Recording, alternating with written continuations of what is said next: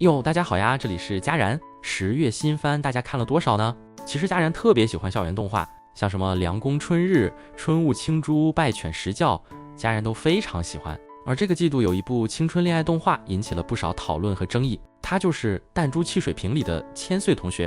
听说这部动画的男主可以跟大老师陆哥折木孝太一起，是校园第5霸的有力竞争者。到底是啥作品这么神？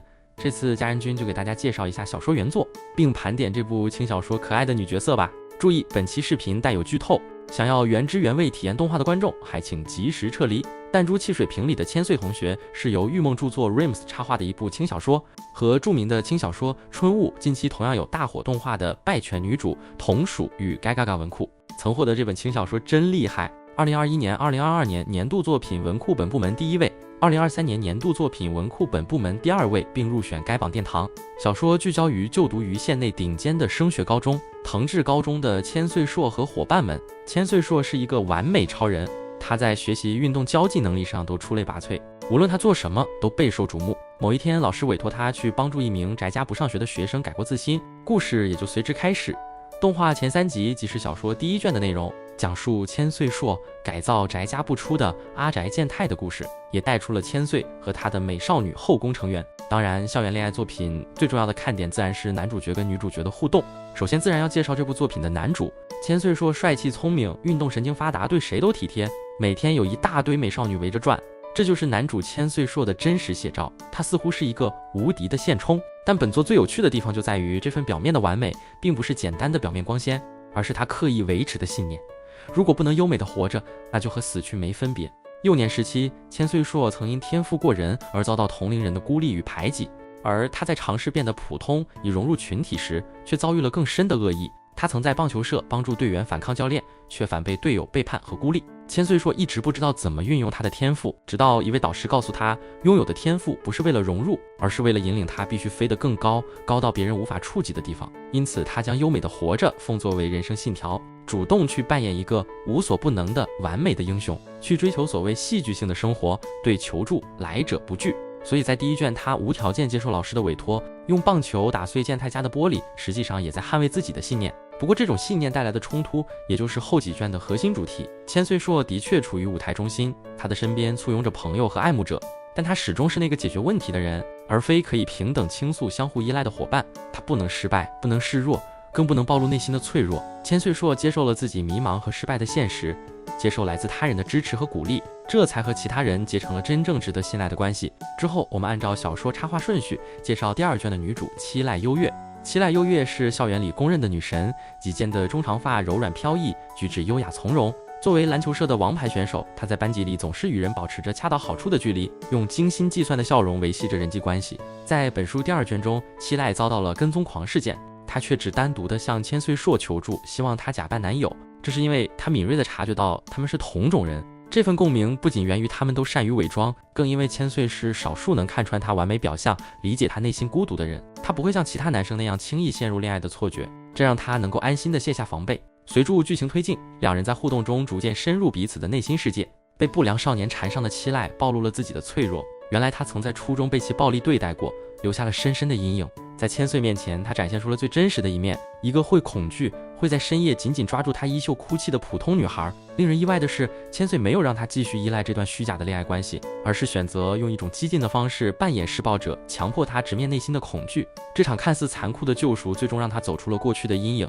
然而，本卷真正的跟踪狂并非不良，而是同校的同学。他对七濑一厢情愿的憧憬，在受阻后扭曲成了可怕的执念。本卷结尾，跟踪狂被千岁狠狠教训了一顿，并告诉他，若真想追求七濑，就该从零开始，一步步了解真实的他。这段经历也让七濑明白，不要把自身的憧憬投射在对方身上，止步不前。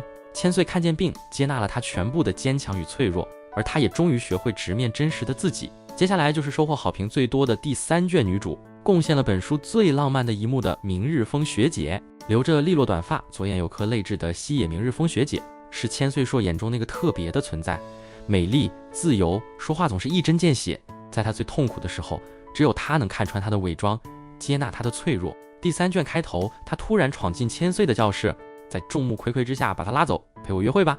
她说，我想以高中生西野明日风的身份和你一起享受青春。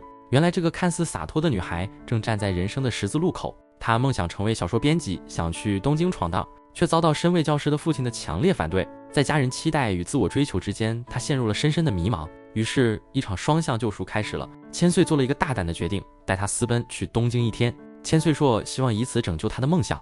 他们在东京的街头漫步，在小巷里穿梭，而在神保町的书店街，明日风听见了一段编辑与作家的热忱对话，从而深受感动。这一刻，他的梦想终于变得真切而具体。在旅馆夜晚，千岁与明日风被迫住在了同一间房。不过呢，并没有发生什么喜闻乐见的情节。在这个特别的晚上，千岁终于第一次向人吐露内心的伤痕，那个因为天赋过人而被孤立、被迫筑起心墙的童年。这次则轮到明日风去包容他，肯定他，认可千岁硕作为他的英雄。在故事最后，明日风告诉千岁，小时曾经内向的明日风，正是遇到了千岁才感受到自由的快意，而当年需要被拯救的女孩，已经成长到能拯救曾经拯救她的人。家人君很喜欢这一卷的学姐，温暖而又让人心动的角色。之后是校园漫画必备的体育生角色青海洋，扎着马尾，个子不高，汗水比笑容更先一步闯入视野的女孩，名叫青海洋。她是千岁硕身边最吵最不服输的女兄弟，与七濑同为篮球社主力。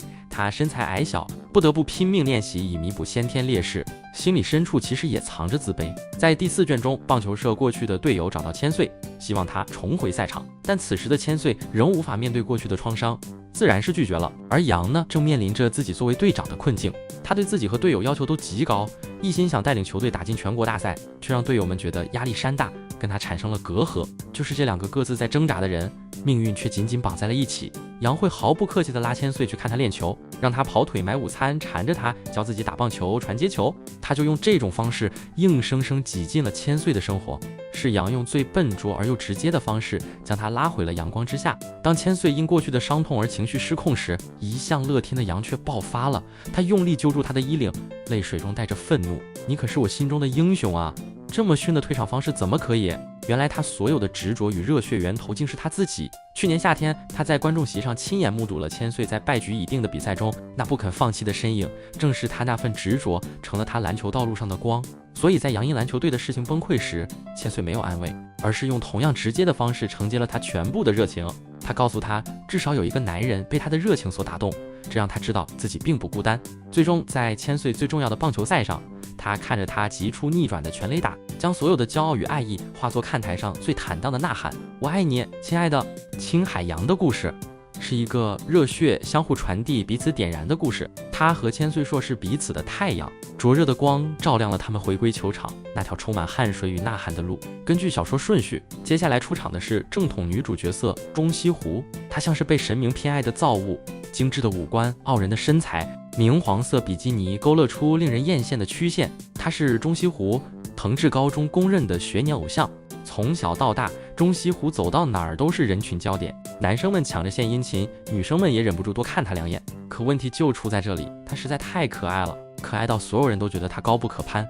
这份与生俱来的美貌反而成为了他的负担，而他最想要的不过是能互相吐槽的挚友，一场不用顾忌形象的恋爱。不是家人说有这种烦恼实在是太幸福了。中西湖喜欢上千岁硕的契机，始于高一那次班会上与众不同的对待。当所有人都因他的美貌和人气而小心翼翼、特殊关照时，只有千岁毫不客气地斥责他，反而让一直困于特别光环下的西湖第一次感受到了被平等对待的真实。正是这种不把他当作特别存在的坦诚，击中了他的内心，让他看到了自己一直渴望的普通青春的可能。在本卷故事中，校园的时间来到了暑假，千岁硕和他的朋友们进行暑假聚会。中西湖在每一个夏日场合都闪耀夺目，然而正是在这些美好时刻，他渐渐发现千岁硕身边围绕着众多与他有着深刻羁绊的女生。这个认知让他从正宫的天真幻想中惊醒，开始正视自己的感情。最终在集训归来的教室中，他进行了一场盛大而坦诚的告白。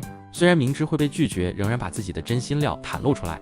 当千岁坦言心中另有他人时，他崩溃哭泣，却依然理解千岁的温柔与挣扎。这一刻，他的爱意在此时超越了占有欲，包含了体谅与宽容。他的告白虽以眼泪收场，却以最真诚的方式完成了属于他的成长，也让所有人看到了在这耀眼外表下那个渴望被真实以待的普通女孩。最后是由家人最喜欢的女声优杨宫菲娜配音的内田优空。随着第5卷中西湖表白被拒，千岁硕的小团体陷入了混乱，而一直作为西湖挚友安静文雅的内田优空做出了一个惊人的决定。他他抛下了在原地哭泣的西湖，转身追上了独自离开的千岁硕。第6卷即是看似普通的女孩内田优空的故事。故事刚开始时，她就是班里那个最标准的安静优等生，戴着朴素的眼镜，头发老老实实的炸起来，脸上总挂着一种平淡的微笑。她最大的愿望就是普普通通的度过高中3年，不惹麻烦也不被麻烦找上。而千岁硕是那个一眼看穿他所有伪装的人，他笨拙又直接的闯入他的世界，让他焦躁，也让他变得鲜活。在一次优空因家庭误会而崩溃的夜晚，两人互相袒露了最深处的秘密。他倾诉了母亲离去的痛苦，他也坦诚了父母离异独自生活的孤独。他们就像彼此的镜子，硕更是将他从自我禁锢中拯救出来的那个人。他告诉他，你的人生是你自己的。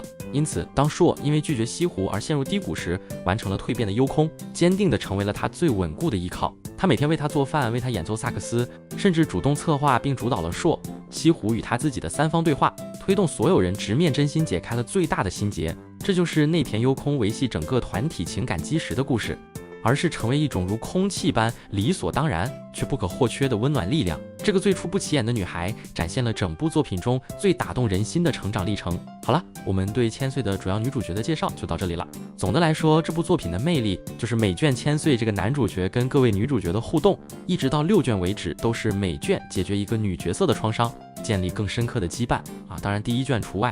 家人君觉得第3卷写的尤其好，也非常喜欢学姐这个角色。不知道大家有没有什么别的看法呢？如果大家还想详细了解5位可爱的女主角与千岁还有哪些有趣的互动，还请点个赞，点个订阅，家人将继续为大家带来更多动漫讲解。